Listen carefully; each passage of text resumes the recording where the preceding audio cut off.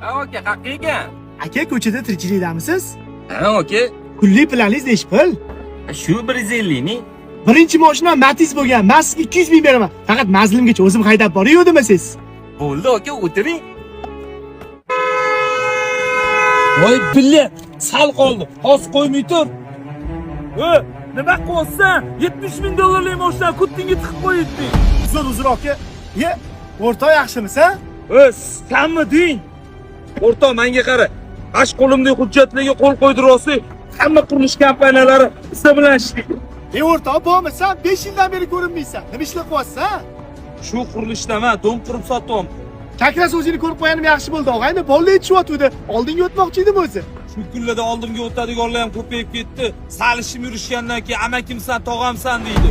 Menga qara, qiynalib yurgan paytim qaysi biri yonimda eding? Og'ayni, sen men noto'g'ri tushunaysan. Men san normalniy tushunman. Bo'pti senga garoch. O'rtoq ketib qolmadingmi? Hozir ketdim. Nima deb o'ylaysan? Ish qilib qo'l qo'yib berarmikin? Marra bizaniki bo'lardi. Odam boru, maza qildi, boru. Toychog'ingiz lekin zo'r ekan. Bergan pulingizga rozi bo'ling. Siz ham xafa bo'lmang, boya ozgina dilqiralik bo'ldi. Unaqa insonlarni o'ylamang aka. Bu hayotda bitta narsani bilib qo'ying. O'lmagan qul hamma narsani ko'radi. Yaxshilik ko'rishing.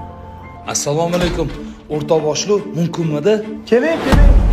O'rtoq, o'tir. Nima xizmat? O'rtoq, shu masaga hammasi uchun turib beraman.